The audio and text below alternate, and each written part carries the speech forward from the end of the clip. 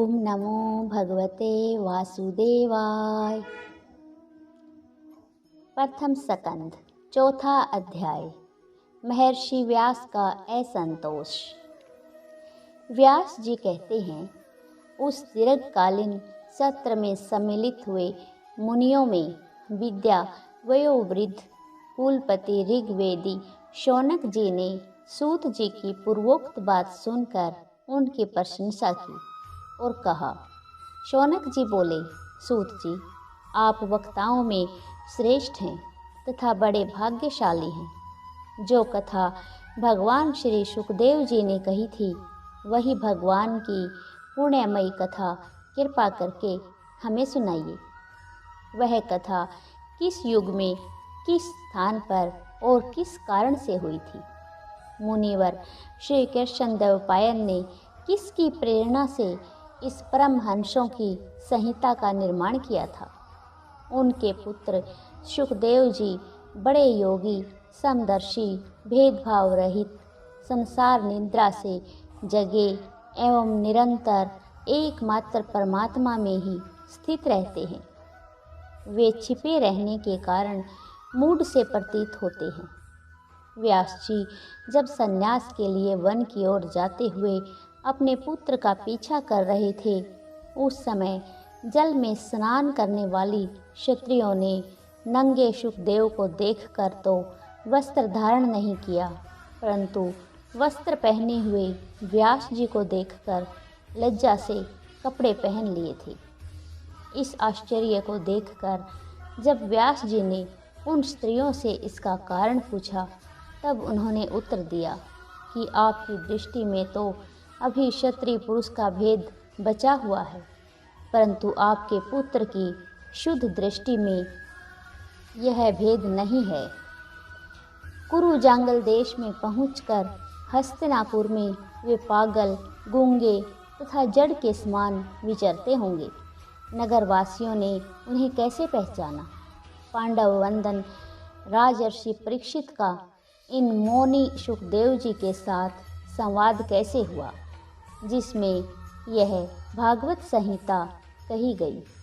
महाभाग श्री सुखदेव जी तो गृहस्थों के घरों को तीर्थ स्वरूप बना देने के लिए उतनी ही देर उनके दरवाजे पर रहते हैं जितनी देर में एक गाय दूही जाती है। सूत जी, हमने सुना है कि अभिमन्यु नंदन परीक्षित भगवान के बड़े प्रेमी भक्त थे। उनके अत्यंत आश्चर्यमय जन्म और कर्मों का भी वर्णन कीजिए। वे तो पांडव वंशज के गौरव बढ़ाने वाले सम्राट थे। वे भला इस कारण से साम्राज्य लक्ष्मी का परित्याग करके गंगा तट पर मृत्यु पर्यंत अनशन का व्रत लेकर बैठे थे। शत्रुगण अपने भले के लिए बहुत सा धन लाकर उनके चरण रखने की चौकी को नमस्कार करते थे। वे एक वीर युवक थे। उन्होंने उस दुस्तेज्य लक्ष्मी को अपने प्राणों के साथ भला क्यों त्याग देने की इच्छा की? जिन लोगों का जीवन भगवान के आश्रित है, वे तो संसार के परम कल्याण, अभ्युदय और समृद्धि के लिए ही जीवन धारण करते हैं। उसमें उनका अपना कोई स्वार्थ नहीं होता। उनका शरीर तो दूसरों के हित के लिए था। उन्होंने विरक्त होकर उसका परित्याग क्यों किया? वेदवाणी को छोड़कर अन्य समस्त शास्त्रों के आप पारदर्शी विद्वान हैं। सूत जी, इसलिए इस समय जो कुछ हमने आपसे पूछा है, वह सब कृपा करके हमें कहिए।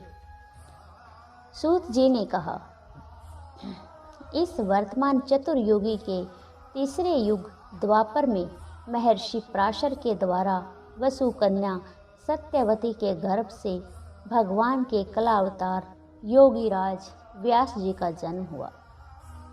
एक दिन वे सूर्योदय के समय सरस्वती के पवित्र जल में स्नान आदि करके एकांत पवित्र स्थान पर बैठे हुए थे।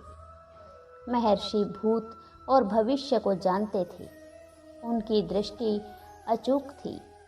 उन्होंने देखा कि जिसको लोग जान नहीं पाते, ऐसे समय के फेर से प्रत्येक युग में धर्म संकरता और उसके प्रभाव से भौतिक वस्तुओं की भी शक्ति का ह्रास होता रहता है। संसार के लोग श्रद्धाहीन और शक्ति रहित हो जाते हैं।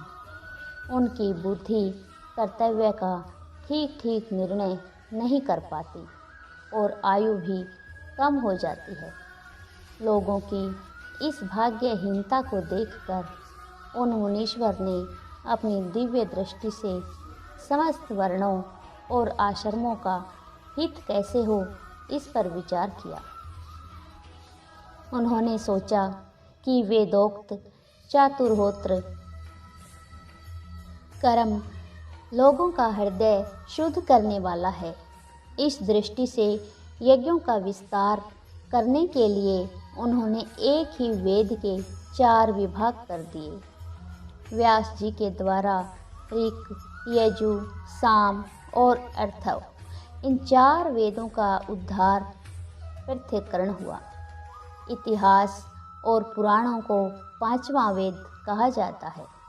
उनमें से ऋग्वेद के पैल, सामगान के विद्वान जैमिनी एवं यजुर्वेद के एकमात्र स्नातक वैशंपायन हुए। अथर्ववेद में प्रवीण हुए दरुण नंदन सुमंतु मुनि। इतिहास और पुराणों के स्नातक मेरे पिता रोमहर्षण थे। इन पूर्वोक्त ऋषियों ने अपनी अपनी शाखा को और भी अनेक भागों में विभक्त कर दिया। इस प्रकार शिष्य परशिष्य और उनके शिष्यों द्वारा वेदों की बहुत सी शाखाएं बन गई। कम समझ वाले पुरुषों पर कृपा करके भगवान वेद व्यास ने इसलिए ऐसा विभाग कर दिया कि जिन लोगों को स्मरण शक्ति नहीं है या कम है वे भी वेदों को धारण कर सकें। क्षत्रिय, शूद्र और पतित द्विजाति तीनों ही वेद श्रवण के अधिकारी नहीं हैं। इसलिए वे कल्याणकारी शास्त्रोक्त कर्मों के आचरण में भूल कर बैठते हैं। अब इसके द्वारा उनका भी कल्याण हो जाए, यह सोचकर महामुनि व्यास जी ने बड़ी कृपा करके महाभारत इतिहास की रचना की।